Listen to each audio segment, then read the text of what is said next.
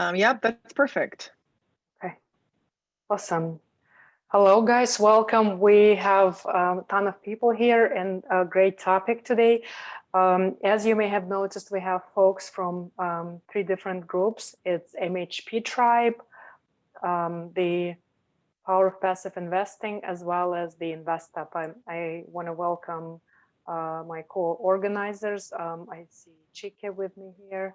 I don't see Katerina yet. Hopefully she'll join us in a little bit, but just get through this. We have an excellent presenter tonight. Amy is an expert real estate investor. She's a best-selling author and HGTV personality. She has mastered the art of strategic networking over the last 37 years, and she's been helping, not to say that she's 37 years old, she's much younger than that, but she's helped thousands of real estate investors all over the country to raise private capital.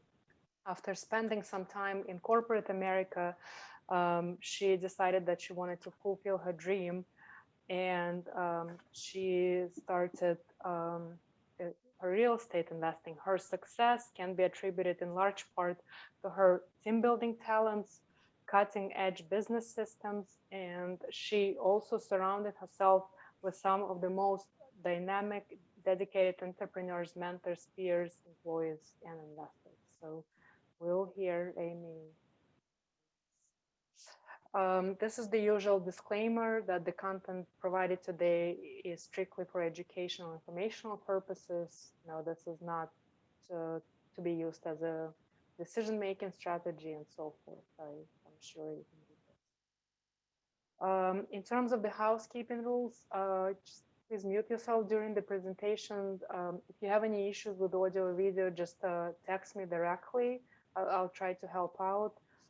Feel free to either put your questions in the chat box, or after the presentation, you can ask them yourself. You can just ask the questions. I am recording this presentation, so I can share it within the next 48 hours. I think the link becomes available in an hour or so, and I can send it to either everyone who's attending, or just share on demand. If you want to send me an email at alina@famofinancial.com, I'll share it with you. Our next meetup is going to be on Tuesday instead of Thursday, on October 13th. We're again going to be teaming up with InvestUp. The topic for that presentation is how to use data to uncover single family and multifamily off market. Our presenter is going to be Corey Boatwright. I'm also speaking at the multifamily summit that's happening on October 15th to 17th. If you haven't bought your tickets yet, it's a virtual summit, so you can attend from the convenience of your home. If you haven't bought your tickets yet, to get the 20% off, I believe there are 2 different levels, and the 20% discount applies to both. You can use my last name, which is Trigub, Trigub, as your discount code to buy your tickets. Again, it applies to both levels, so feel free to do that. If you need to reach me, that's my contact information. Again, you can do it either through my website or through social media. I'm available on this. That's the end of my presentation. Chike, would you like to say a couple of words? Yeah, I'm going to keep it short and sweet. Just here, Chige from the InvestUp Meetup group. Definitely thank you guys for coming out tonight. I think there's going to be a lot of value, especially for those that are looking to raise capital and do some deals. There's plenty of deals out there. I'm sure if you look and you find them, you don't want the issue to be that you don't have the money to close on it. So this will definitely be of value to you guys, and look forward. Awesome. Thank you. I don't see Katerina, so I believe we're going to start. So, Amy, the floor is yours. Perfect. Thank you. Hello, everyone. It's so good to see all of you.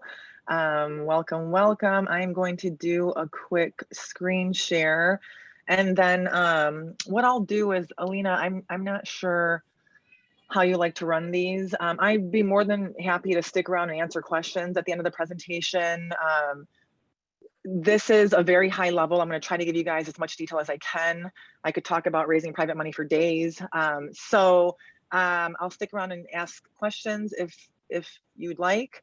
And then I'll let you know how you can reach me afterwards if you have any follow-up questions. So I will share my screen. We will get started with the presentation, and then we'll take it from there. So I'm assuming you guys can see my screen. Everything good on your end? Yes? Yeah, looks good. Okay, perfect. So what I'm going to share with you guys is a little bit about my background, just to build your confidence in your speaker for this evening. But really how I was able to raise over $16 million in like real private money. This isn't hard money. I love my hard money lenders, though. We'll talk about that too. This isn't, private banking. It's legit, real private money lenders, your neighbors, your Uber driver. Like, how do we get in front of those people and how do we get them to commit? So I'm going to share that story with you, some of those strategies. And that's what we will focus on this evening. So a little bit about me. My background is very traditional, just like some of you or most of you. I worked in corporate America. I was born to go to school, get good grades, go to college, and then get a job that I was going to stay at until I basically retired. I still can't believe I was at Dell for 14 years. I am very transparent. I don't dilly-dally. I don't sugarcoat. I am 42 years old. And I wish I would have learned everything that I know now about real estate before I turned 35. That's really when I started everything. So when I was working for Dell, I started investing in real estate in 2013. I did not know what I was doing. I had no experience. And this was in December of 2013 when I actually landed my first solo deal. I did a couple of joint venture deals with some people out of state before then, as I was just trying to figure out the business. And I'm the type of person, like, I want the fast track to success. I'm not going to sit here and read a book. I'm not going to go read 100 blogs. I want to coach. I've always invested in coaching and mentorship, both personally and professionally. So that's what I did at the end of 2013. I hired actually a bunch of real estate coaches and mentors to help me. And what was so crazy is I always planned on this just being my side hustle. I thought my dream job was to work for Nike out in Oregon. And I was living in Austin, Texas at the time when I was with Dell. And so I was like, you know what, I'll just go flip a couple of houses and try to land my dream job at Nike. So I remember telling my coach, I was like, you know what, I just want to do 2 to 3 deals. I'm even happy with one. And I didn't know what private money was. I didn't even know how to find deals, how to analyze deals, nothing.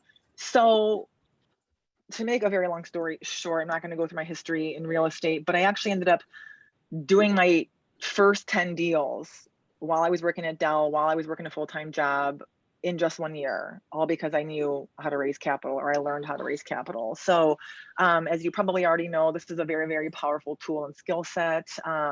And I actually ended up signing a contract with HGTV, which was also crazy because I was an HGTV junkie. So during month 8 of my first year, I signed a contract with them. We did a 4-part series, which was pretty cool. They showed my transition out of corporate America and into entrepreneurship. I started coaching real estate investors all over the country that very same year. Look, I have plenty of failures, plenty of lessons learned, plenty of mistakes. I've lost a bunch of money. However, raising private money just happens to be a towering strength of mine. So I always share the good, the bad, the in between. I will laugh with you and I will cry with you. That's just a little bit about me and my personality. I am a keynote speaker. I've done workshops and all that good stuff. A little bit about me personally is that's a picture of my husband and my daughter. My daughter just turned 1. And we split our time between Chicago and San Diego. We are currently in Chicago trying to figure out what we want to do with our lives. And my husband is probably going to roll his eyes when he hears that I'm sharing this with you, but I am obsessed with Christmas and I celebrate Christmas all year long. I will work out to Christmas music. I will watch Christmas in July. I do not care. So that is a little bit about me. So as we talk about, what is private money? Again, for those of you, I think we have some brokers on the call, investment bankers, a lot of people in the financial industry. I don't know if any of you are hard money lenders. So when I talk about private money, even though hard money is private equity, and I love my hard money lenders and I work with hard money lenders, the strategies I'm going to share with you guys this evening, again, it's just private money. So it's not a company. It's a random individual. And again, how do we target them and get in front of them? So one of the first things I always share with whoever it is I'm talking to is, number one is we want to make a mindset shift, because it's very common for people to think, oh, I can't, whether you're targeting friends or family members or your neighbors or the cashier at the grocery store, and yes, you're going to do it all. We got to remember we're not asking for money. So I always hear, I feel so bad asking, my friend for $100,000. You're not asking for anything. So the mindset shift that we're going to make is you're presenting them with an opportunity to invest. Yes, even as a newbie, this was a mindset shift that I had to make on day one. Because if you don't believe that you are presenting others with an opportunity, it makes it much more difficult for us to get out there and raise capital with confidence. So that's number one. And I really took all of the strategies and systems and scripts and templates and workbooks and all that stuff that I've created and that I still use in my business today. And I just was like, you know what? I got to figure out a way to simplify this and share these with others. And so I came up with something that's called my FACT framework. So I'm going to just take you through my FACT framework at a very high level. And it starts with building your foundation. So all right, Amy, I get it. You got to stand on a strong foundation. What does that mean? Let's get strategic now. Tell me more. So fine. So we're going to make another mindset shift. So instead of thinking, and this is a very common objection that I've heard for 7, 8 years, I can't raise private money because I don't have any experience. It becomes, I can absolutely raise private money by building my foundation. Again, we'll talk about what that looks like, and speaking with confidence. Confidence is huge. And the way we are able to speak with confidence is by educating ourselves. How do we educate ourselves? By building our foundation. So what does that look like? I would be more than happy. And Alina, I meant to actually share this with you before tonight. So I have a 20-second power pitch script / template. If you guys want it, I'd be more than happy to share it with you. I can send it to you. Alina can send it to you. And basically what this is this is a starting point of building your foundation. We've all heard of a 60-second elevator pitch. So what this is a much more abbreviated version. I used to do events out actually in New York, specifically Long Island. And I remember talking to some of the students in my classes out there about like a 60-second elevator pitch. And it was so funny because I remember one of them sitting in the front row cut me off and was like, I'm sorry, did you say 60 seconds? This is Long Island. You've got 20 seconds. Now go. So I went ahead and abbreviated it because of the feedback I got from that student. So what I mean by a power pitch here is basically, who are you and what are you doing? So here's what I did. When I worked at Dell, I was doing real estate part-time, even though I went on to flip 10 houses that year. I never talked about my job at Dell. So let's take 2 examples. Let's say I met one of you at a happy hour and one of you asked me what I did for a living. What I'm not going to say is, oh, I work for Dell and I'm just trying to figure out what I want to do in life. And so, I've always been watching HGTV. And so I want to flip a couple houses, but I really don't know how. But I hired these coaches and mentors, and I'm sure they're going to help me be very successful. So that's an example of what we don't want to say. So I chose never to talk about Dell. And that was a risk I was okay with. If Dell found out that I was doing this and they were going to fire me, I didn't care. I also happen to live on the opposite extreme end of the spectrum. I don't care. I don't fire me, big deal. I'll figure out my career in real estate. So when people would ask me what I would do, this is my 20-second power pitch. I would say, I'm a residential redeveloper based out of downtown Chicago. We're currently on target to renovate a handful of properties over the next 12 months. And what's cool about my process is all of our deals are funded with other people's money. So my investors love it because they get to kick back and relax while we do all the work. And they earn double-digit returns with a protected, secured, and insured asset. What was it that you said that you did again? And I would just put it back on them and dangle that carrot purposely. Because the minute somebody sees an individual talking about multiple deals, especially in an A market like downtown Chicago, they hear investors, they hear protected, insured, secured asset, which I'm sure many of you are familiar with those terms. They're immediately like, whoa, whoa, whoa, no, I don't want to talk about me. Let's talk more about you. So I do that on purpose.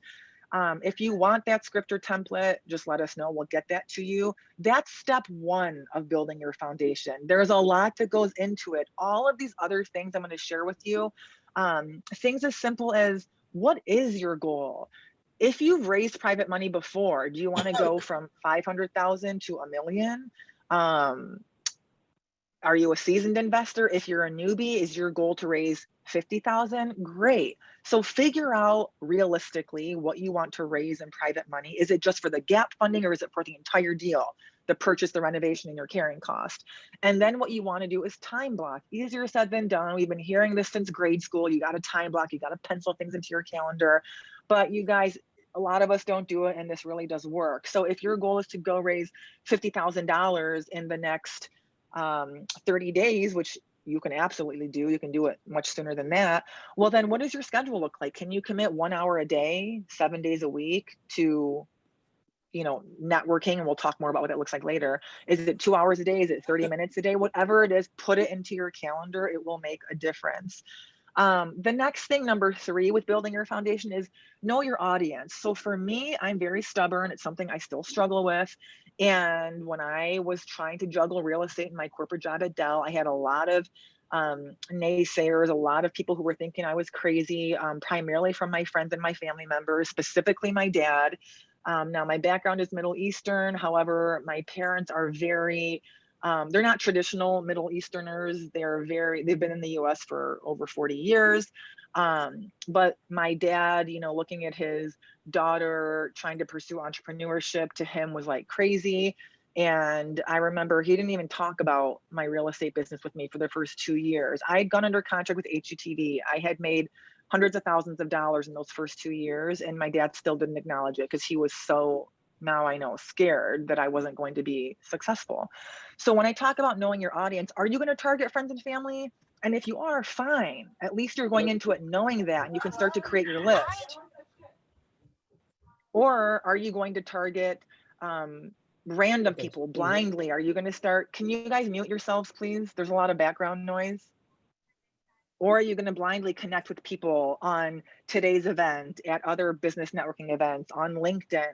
So figure out your audience, because that's going to also be a big driving force behind how you approach them. And then this is a huge one that a lot of people don't like to do. We have to have an online presence. This isn't, oh, do you prefer it or not? Yes, if you want to be a real estate investor and you want to start raising capital quickly, you have to have an online presence, and that's going to start with social media. I don't even care about a core website. A core website would be nice. And no, you don't have to spend thousands of dollars on a core website. So when it comes to your online presence, it's going to be very basic, you guys. It's free. It's the most affordable way of marketing yourself. Obviously, we're going to do it with high ethics and morale, but it starts with LinkedIn, Facebook, and Instagram. So it can be basic stuff. And yes, you're going to put stuff out there that your friends and family members will see. Who cares if they're your friends and family members? Who cares if this is your full-time job or part-time job? They are additional people in your network where even if they don't invest with you and you're not even targeting them, they're extra eyes and ears out there who will help spread the word. So for example, one of the things that I did was I started connecting. I joined a lot of Facebook groups with other real estate investors, and I just started connecting with them. So I wanted to purposely max out, and you guys can do this too, my friends on Facebook. You can have up to 5,000 quote unquote friends on Facebook. And I was strategic about that. Because I knew that eventually I was going to start sharing articles on Facebook. I was going to start posting deals. I was going to start posting before and after photos. I was going to start posting videos. So I wanted 5,000 other real estate investors to see it, because a lot of us as real estate investors, whether we're wholesalers, rehabbers, even if you're a realtor, a contractor, a mortgage broker, it doesn't matter. We may do deals ourselves, or we'll know people who are doing deals. We also lend money. So other real estate investors are not just wholesaling and flipping for themselves, they're also lenders. So that was a part of my strategy. So that's something that you guys can start to do as well. No, you don't have to start writing your own blogs. Just go to HGTV, find a blog that you like, and just share it. So that's step 1 of building your foundation. Now, again, that's building your foundation at a very high level. Now, step 2 in my FACT framework is taking action. Okay, great, Amy, I get it. What do you mean by taking action? So this is where we actually start to connect with private money lenders. We're not saying anything to them yet, but we're starting to network. We're starting to plant seeds using our 20-second power pitch. This is an example of a before and after property I did in downtown Chicago. Just something to throw into the slide as a design. while I share with you that this is another common objective I hear, most people think, oh, I need to use my own money because I have to prove myself, or people want to have me to have skin in the game. I'm so irritated of hearing about skin in the game. My heart is racing.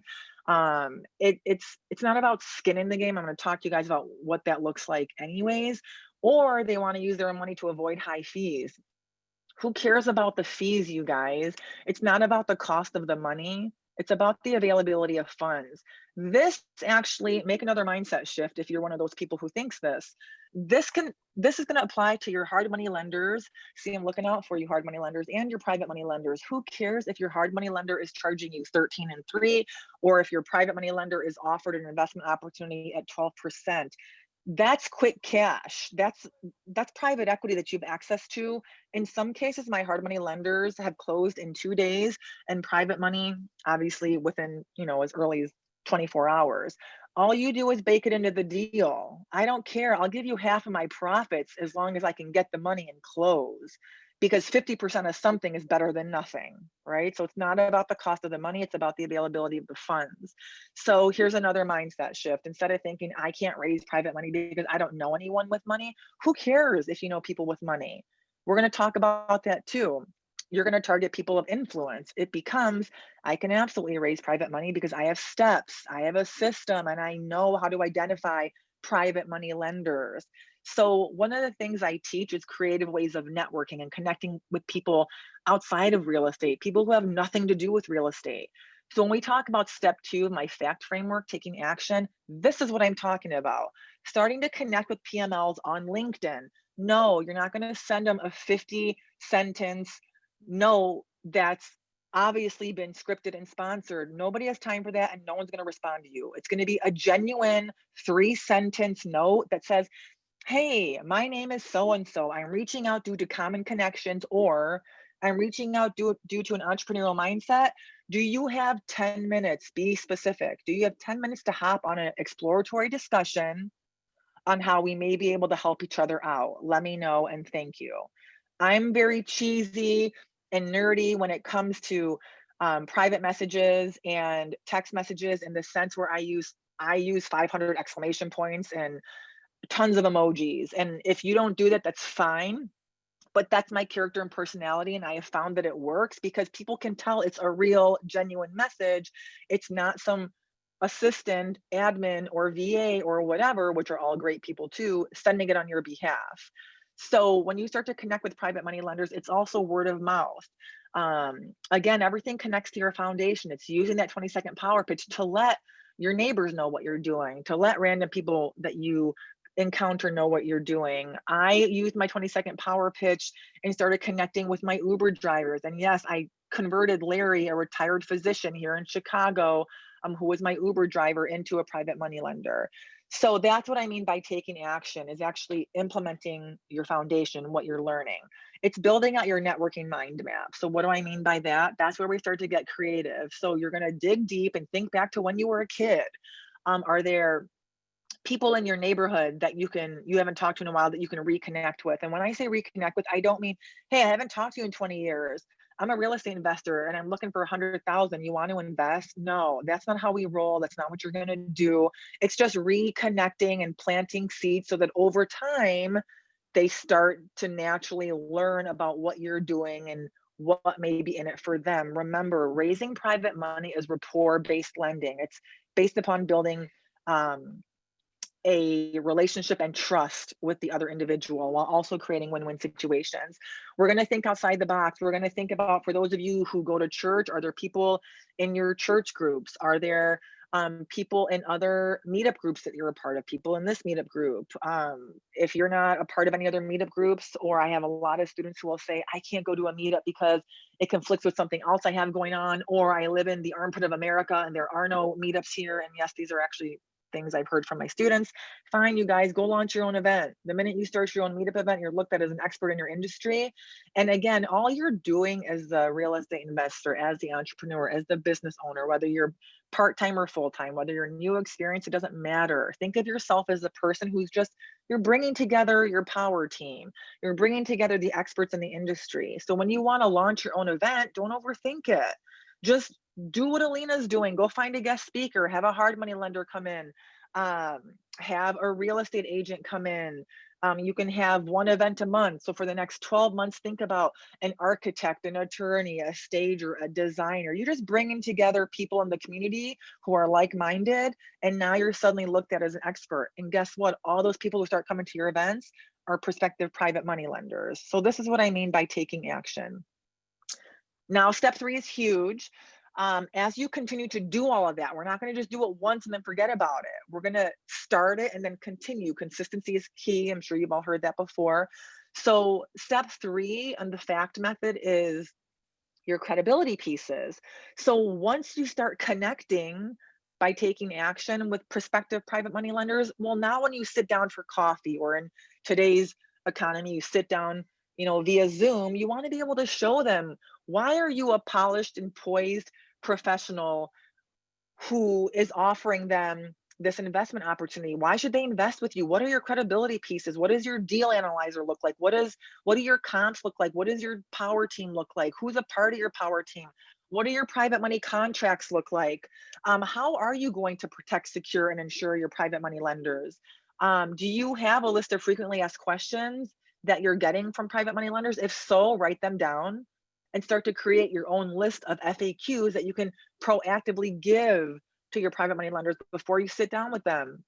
Show them what your promissory note looks like. Show them what the mortgage or the deed of trust looks like that's going to be recorded in your county.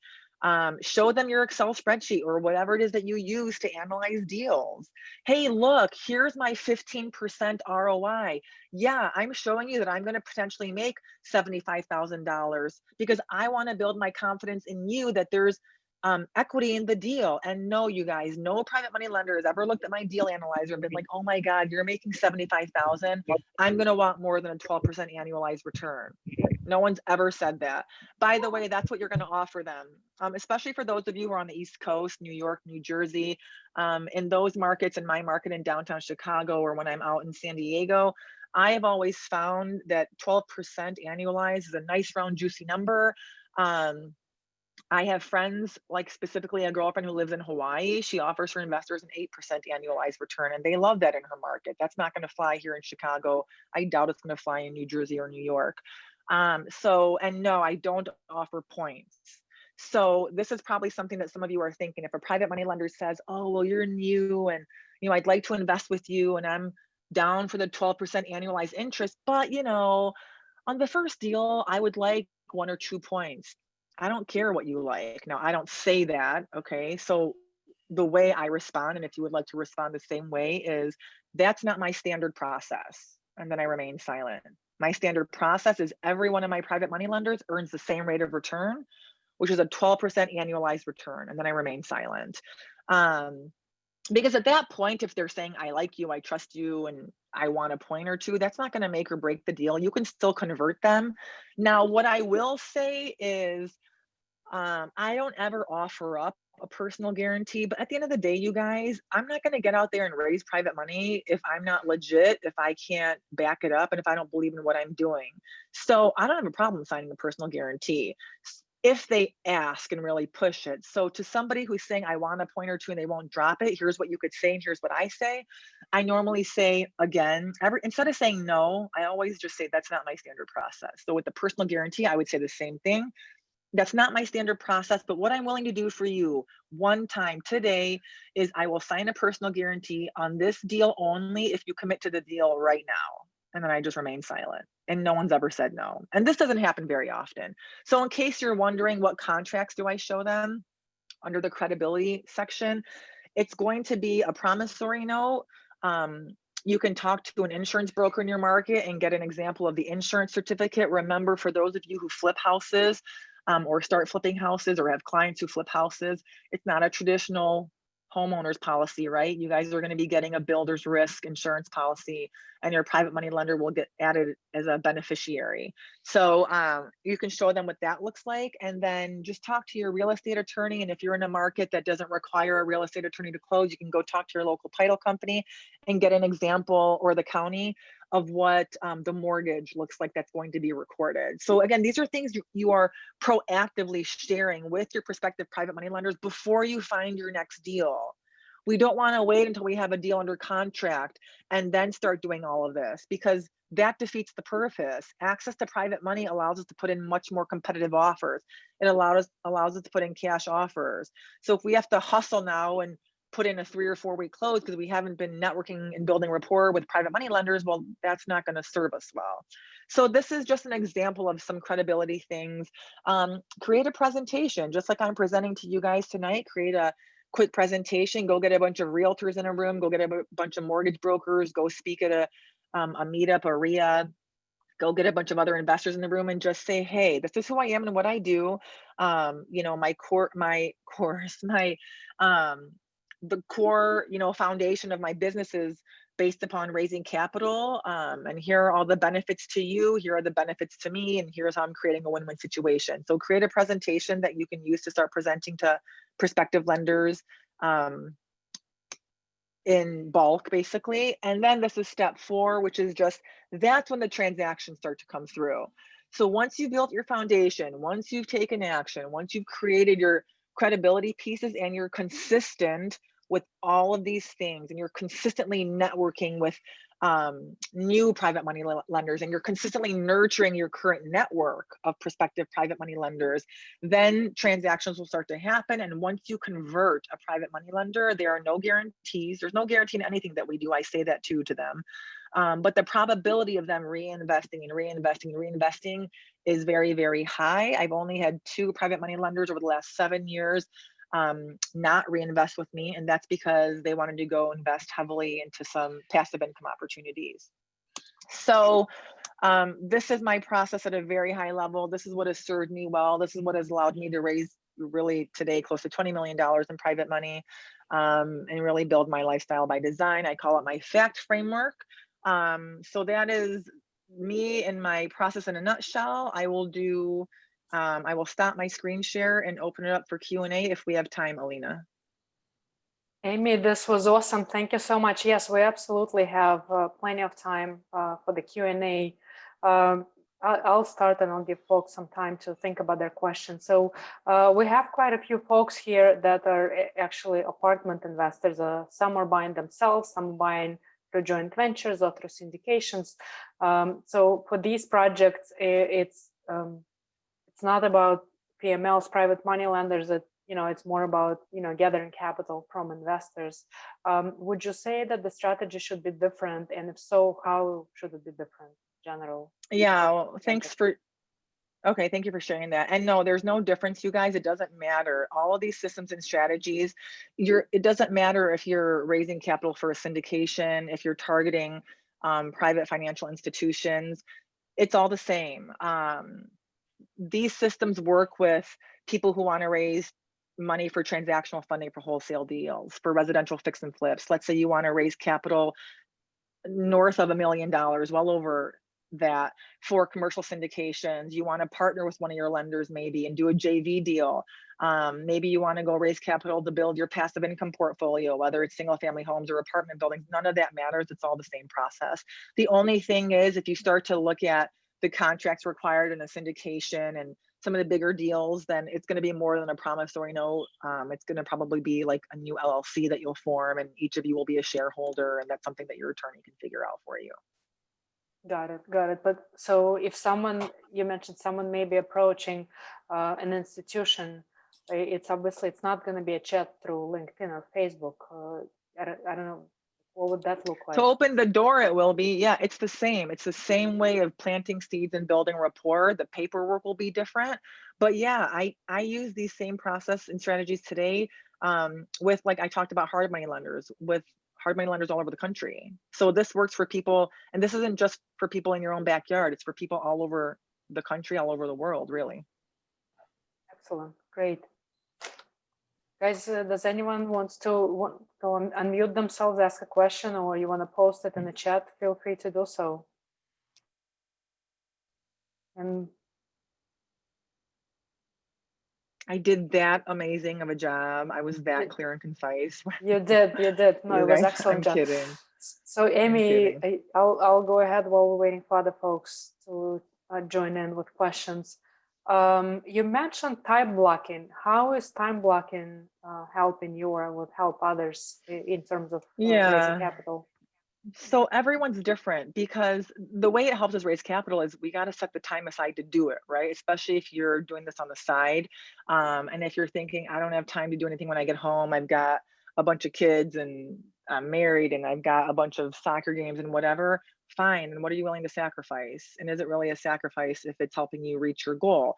Maybe you sacrifice your lunch break or you sacrifice a happy hour or you don't go to your kid's soccer game. I don't know. Everyone's different. But here's what I do.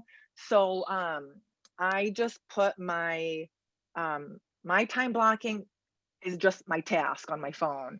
So if I look at my calendar today, I'll show you guys. So here, I've got 2 things left to do on my calendar. As long as these 2 things are done before my head hits the pillow, this is how I time block.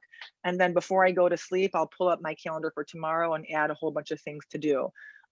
Now my time blocking for me is not from 1 to 2, I'm gonna do this, and from 4 to 5, I'm gonna do that. For my personality, that doesn't work. That's why I just like a checklist. And as long as I've deleted that checklist before I go to bed, I'm fine with it. I don't care if it's midnight that it gets done.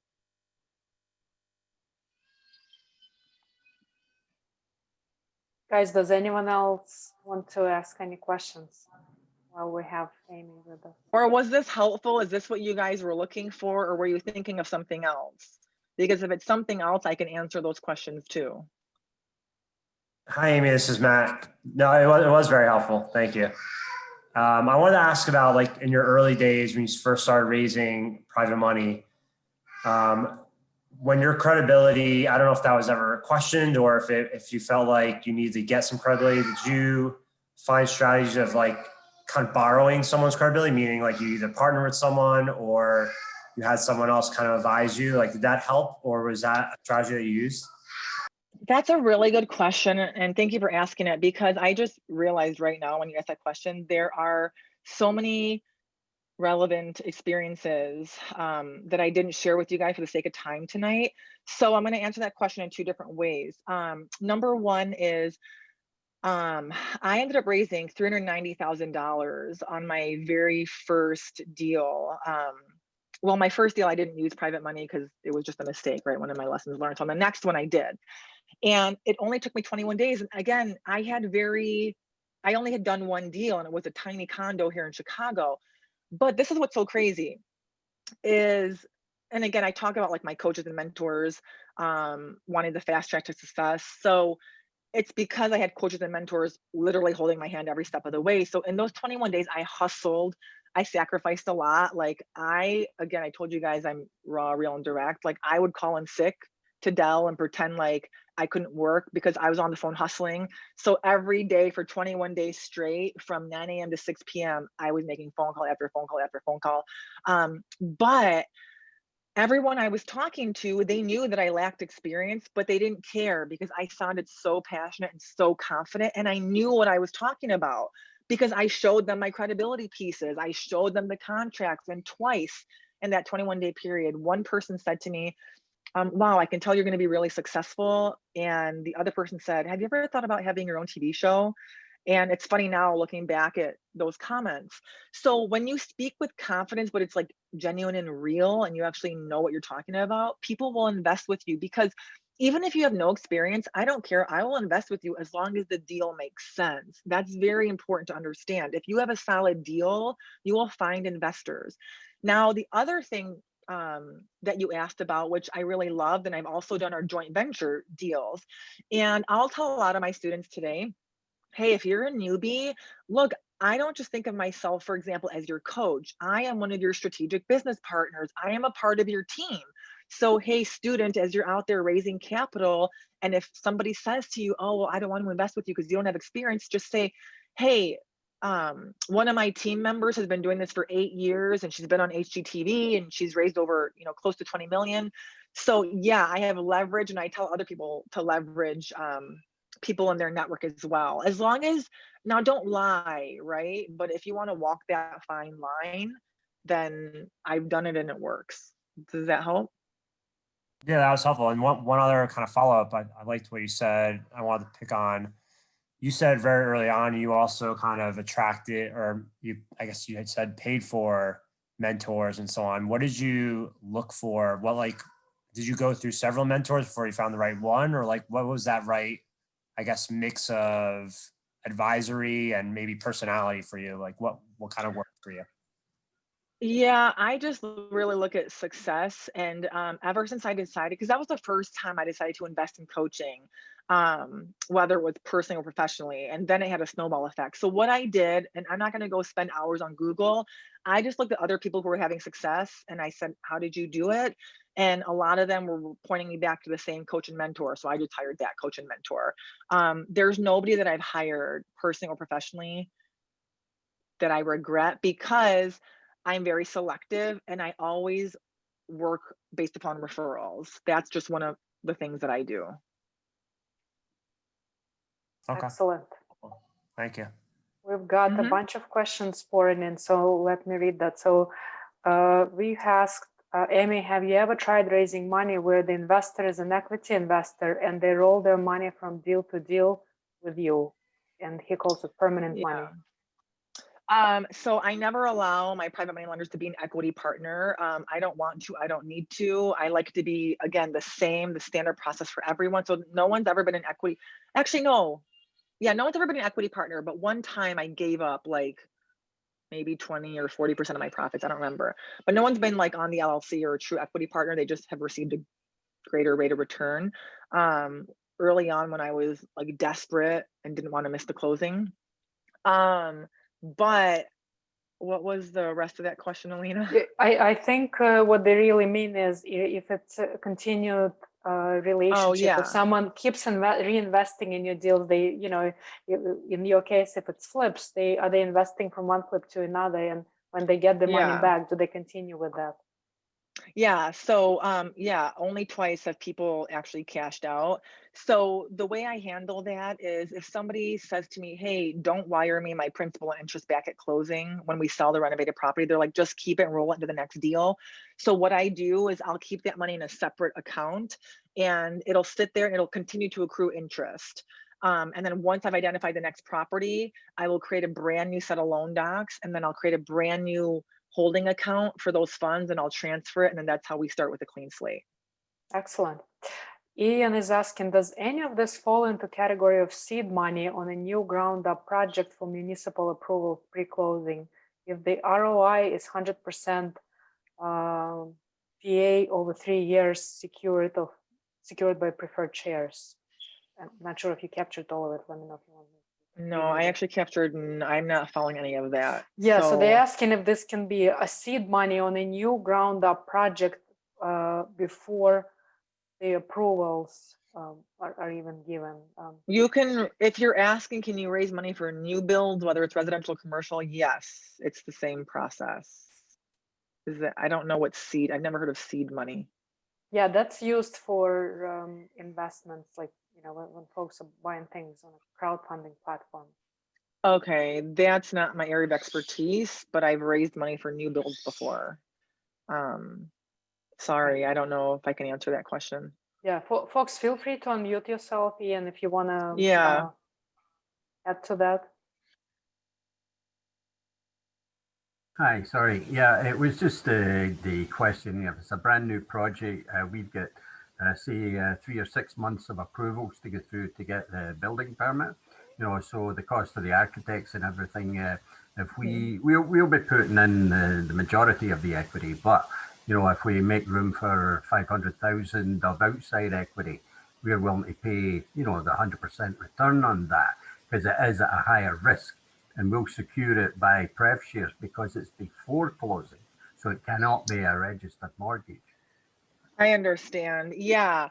What I would do in that case is maybe find another asset that you could secure. If you have, I've like recorded mortgages against my primary residence or rental properties. If there's some sort of collateral that you could attach it to, that would just minimize the element of risk.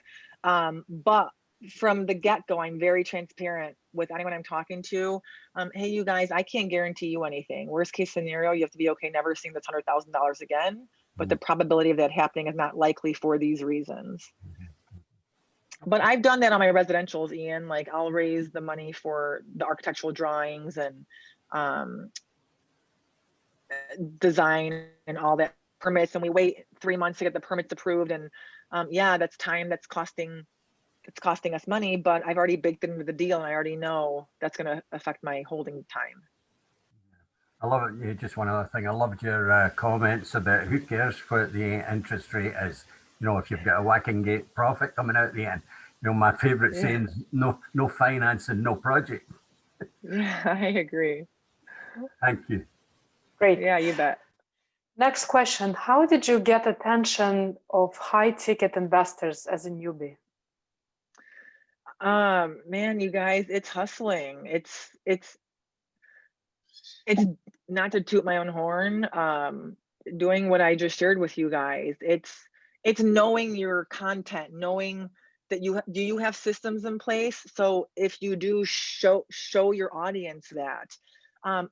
The biggest thing is the deal. You got to know how to analyze deals. And if you have a solid deal, investor savvy lenders will lend to you. You know, I shouldn't say that though, because if you have a terrible personality, and I'm not joking, that's not going to fly.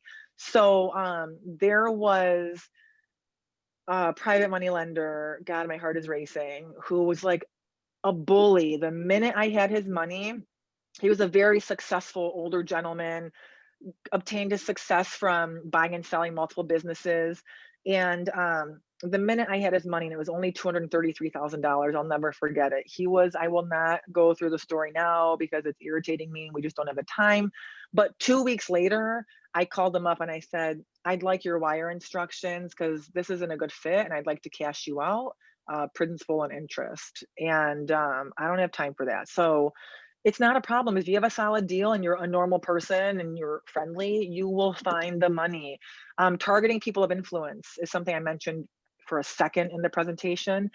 But people of influence are powerful, right? They know people with money. So go educate them on your business, on your goals, show them your credibility pieces. And now you've got people of influence acting as your eyes and ears, and throw them a referral fee of $1,000, whatever, if it results in a transaction.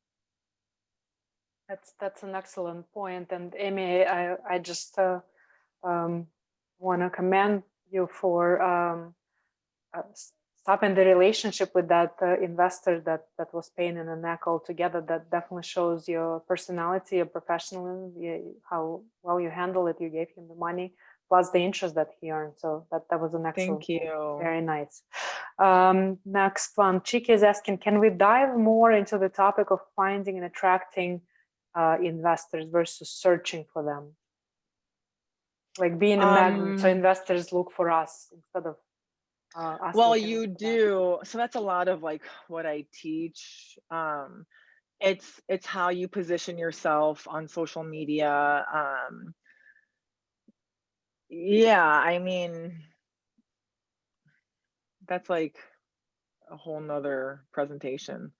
And when you say social media, is it a specific platform, or is it your website, or like a podcast or something else? Yeah, all of the above. It's having a core website that's got like SEO built into it, key terms. It's getting out there on podcast events like this. It's sharing valuable, diverse content on LinkedIn, Instagram, and Facebook. But all that said, though, what I have found is I actually prefer that the private money lenders do not seek me out, because most of the time when the private money lenders have, sought me out or come after me, it's not the kind of private money lender I'm working for. It's mostly like somebody brokering deals or a hard money lender.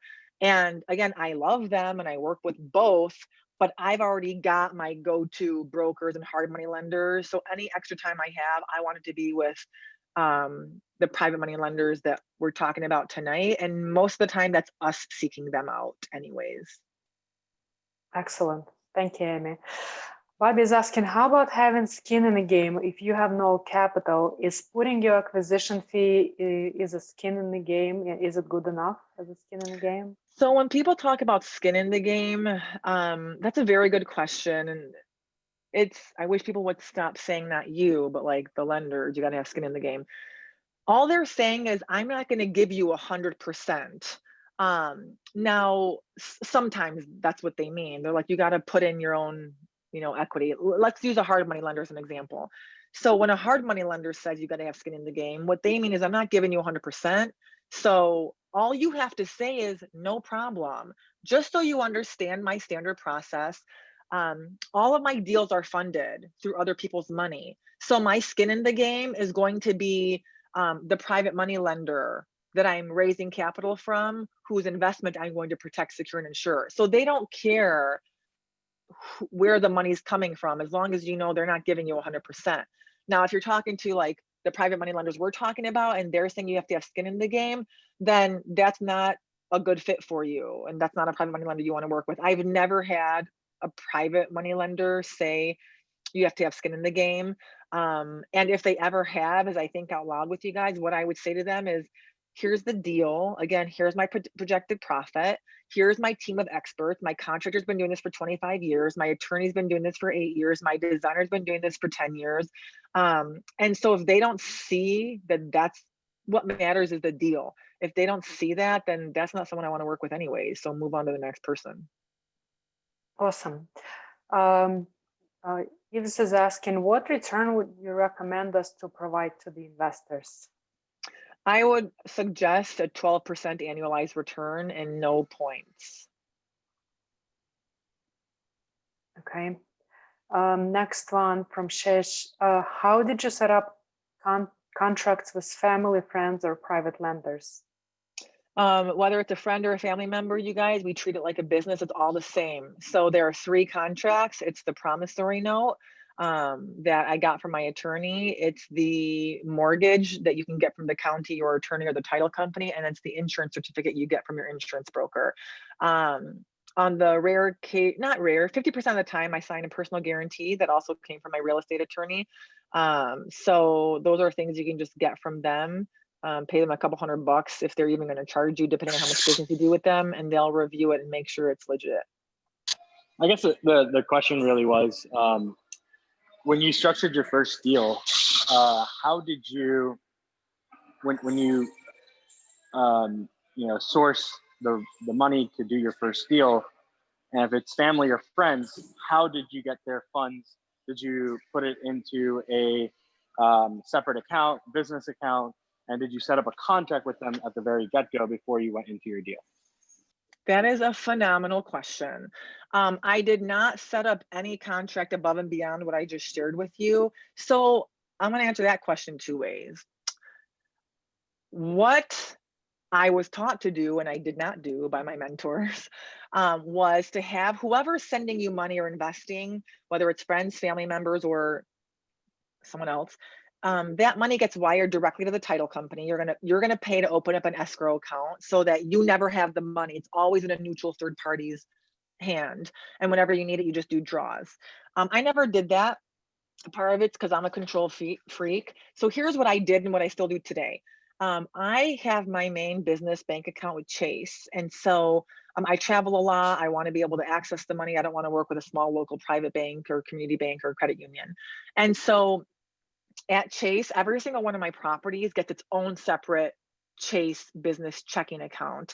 So if my dad were to lend me 50 grand today, even if my closing is in 2 weeks, once my lender is on board, I say, great, process the wire to my Chase account.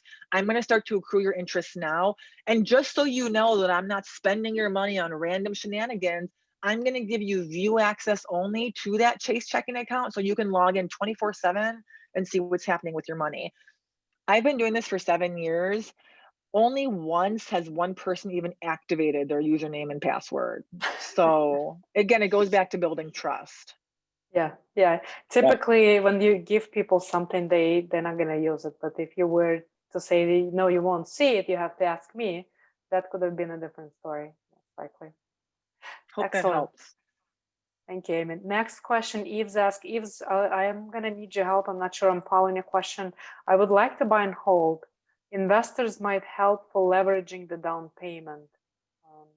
Yeah, I get that, I think. So I think what you're asking is, are you saying Can you raise private money as the 25% down payment on a rental property? Is that your question?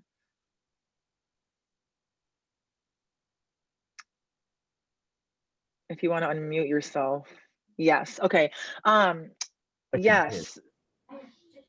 Yeah. Okay. So it's just a numbers game. So normally if you're going to raise money for a rental property, by the way, all these contracts that we talk about in terms, I always have all my contracts are set to a 12-month no, but my investors know if the deal's done in 6 months or 8 months, they get paid back sooner. So on a rental property, I would try to find a private money lender who's going to agree to at least a 2-year loan. And then in that case, I would not offer them a 12% annualized return. I would start with 6 because there's not going to be as much equity on long-term rental for the most part as you have in a fix and flip.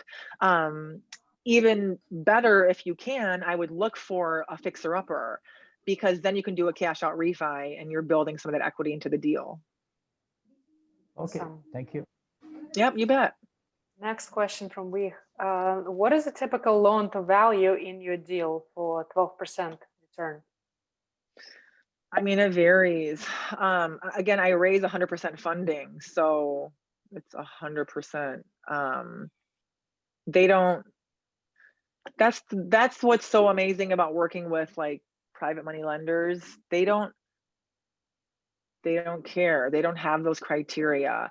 If you're talking to somebody who has their own loan criteria and they're talking about LTV, more than likely it's a hard money lender or a broker, which is fine. But most of those people who I've talked to, they'll want their LTV will be, well, now because of COVID, as little as 65%. I've had it up to 80%. But that never really comes up with my private money lenders.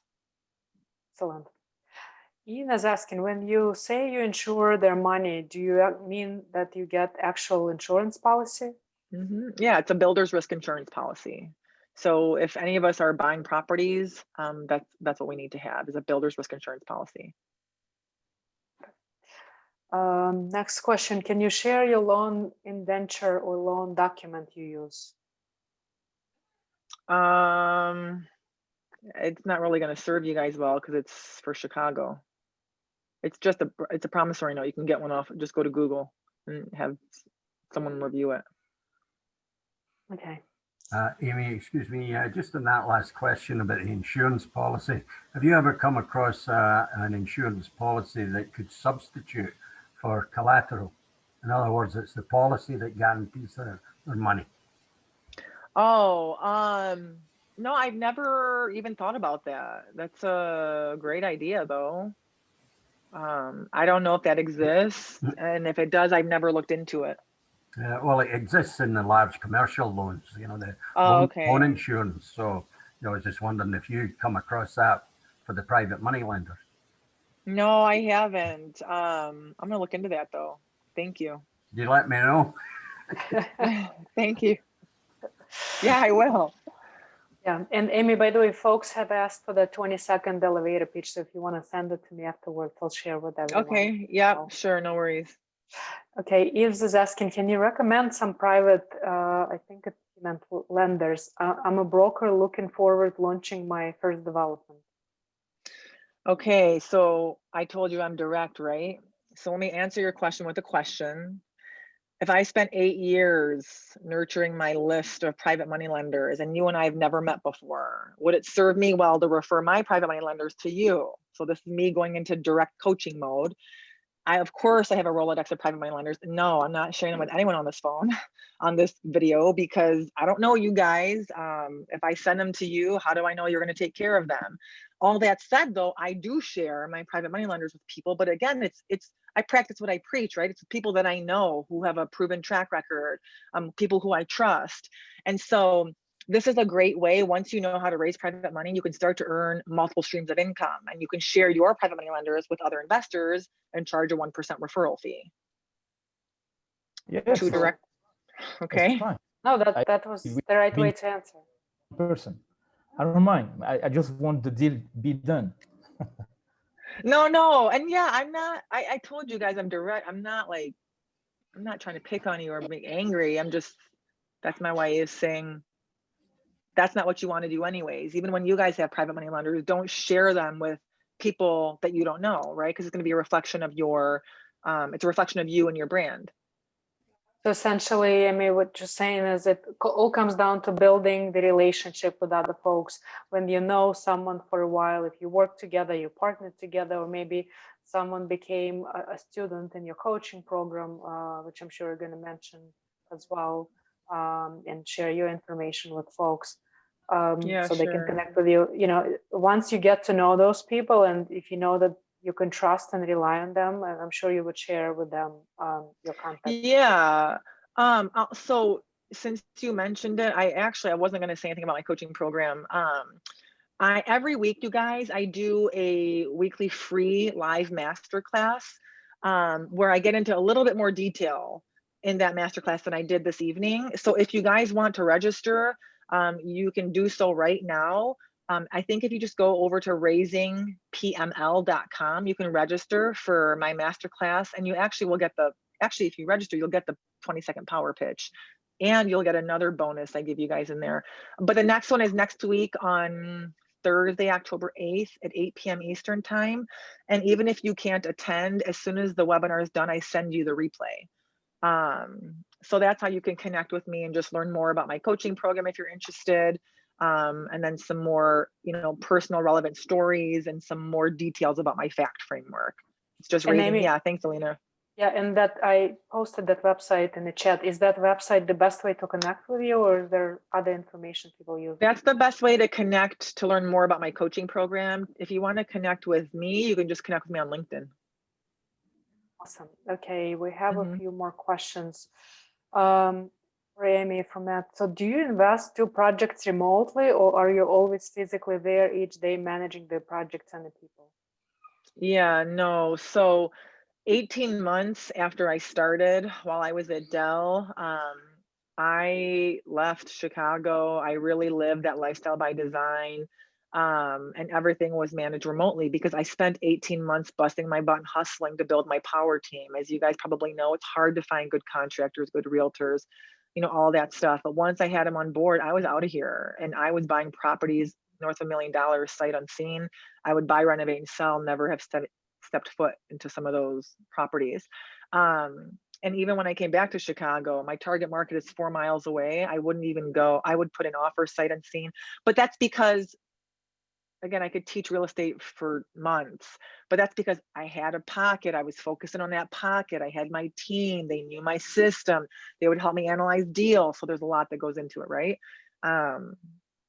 But now my focus has shifted a little bit. My daughter just turned 1. 2020 is the first year where I'm not flipping.